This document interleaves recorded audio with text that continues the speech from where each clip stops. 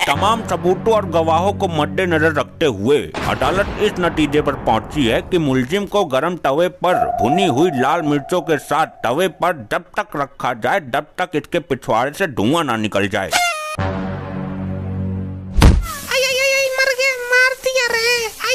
बचा रे वकील, जज साहब छोड़ दो। आई मार दिया। जज साहब कर दे काम शुरू। क्या काम शुरू करें? हम क्या खैरात की मशीन पर आए हैं? वेल्डिंग करने आए हम। अरे मेरा मतलब है कि कोर्ट की कार्रवाई शुरू करें।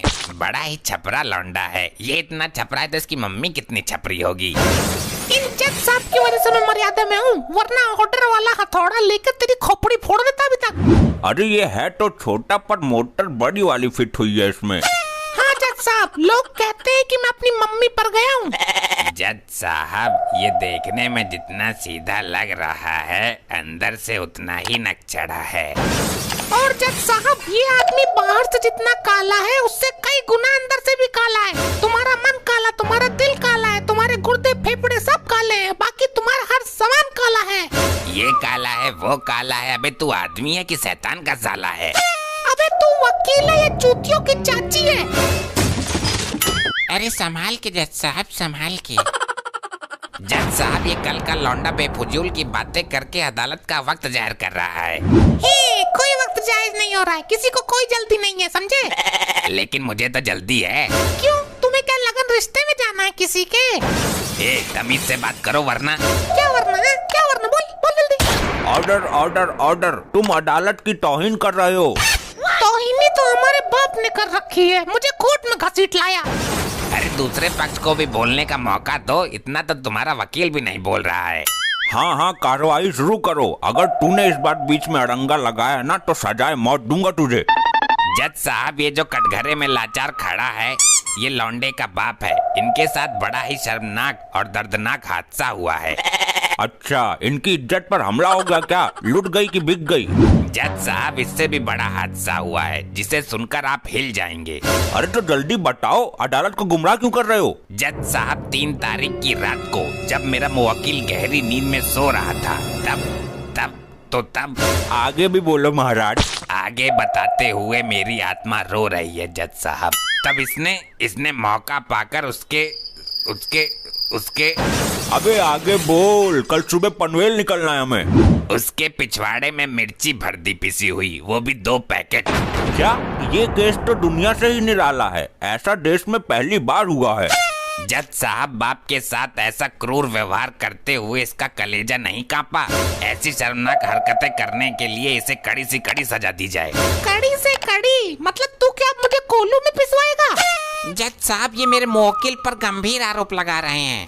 जज साहब ये सच है, बिल्कुल सच, और इस सच को दुनिया की कोई भी ताकत झुठला नहीं सकती। आप बताइए, क्या ये सच है? कांड हुआ आपके साथ? जी जज साहब हुआ तो है, मुझे ही पता है कि क्या बीत रही है मुझ पर। जज साहब वो है ऊपर जिससे कह रहे वो मेरा वकील है, 2-4 अक्षर पढ़ लेते तो ये नौबत नहीं आती। जज साहब मेरा मुवक्किल आज चश्मा घर पर भूल गया है, इसलिए ये दिक्कत आ रही है। जज साहब जिस दिन से हादसा हुआ है मुझे रात को नींद नहीं आती। तो दिन में सो जाया करो, नींद तो दिन में भी आती होगी ना। मेरी बात पूरी हो जाने दो, बीच में बोलता है पागल। बाप को बदमाशी सिखा रहा है। बोलिए, आप बोलिए, निश्चित होके बोलिए। जज साहब उस हादसे के बाद मेरे पिछवाड़े की तो दुर्गति हो गई। पूरे दिन सुलगता रहता है, हर समय इसमें आग ही आग निकलती रहती है। मैं अपना ज्यादातर समय पानी के टब में बिताता हूँ। जज साहब मुझे इंसाफ चाहिए, इंसाफ। जज साहब इंसाफ चाहिए। ऐसा आग फेंकने वाला अद्भुत पिछवाड़ा हमने पहली बार देखा है।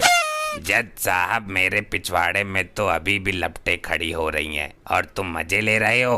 ओह सॉरी, मेरा मतलब है कि ऐसा अद्भुत केस मैंने पहली बार देखा है। अरे वकील तू कैसे ढीला पड़ा है? तू भी कुछ बोलना, ऐसे तो दूसरी पार्टी केस जीत जाएगी।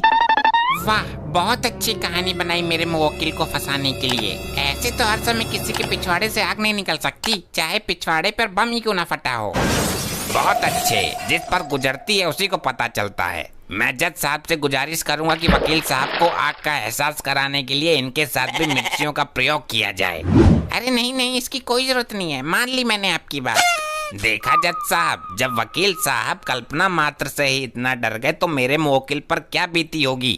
इनके साथ इतना भयानक हादसा हुआ है। सजा दो जज साहब, कड़ी से कड़ी सजा दो। अबे वकील क्या कर रहे हो तुम? मुझे केस में जान नहीं दिखाई दे रही। अगर मैं हार गया तो तेरे पिछवाड़े में भी मिर्ची भर दूंगा। मेरा बाप आज भी 1.5 घंटे कमोड में बैठता है, बिना बात के टंकी खुली रखता है। आपके पास क्या सबूत है कि मेरे मुवक्किल ने मिर्ची भरी है? हमारे पास गवाह है। कौन सा गवाह? कैसा गवाह? खुदा गवाह। ये तो मूवी है, गवाह किधर है? कोई जीता जागता सबूत पेश करो। हमारे पास गवाह है, हकीम लंगड़ा। हकीम लंगड़ा हमारा नौकर यो गवाही देगा मेरे खिलाफ, पर ये तो बहरा है। हकीम लंगड़ा को पेश करो।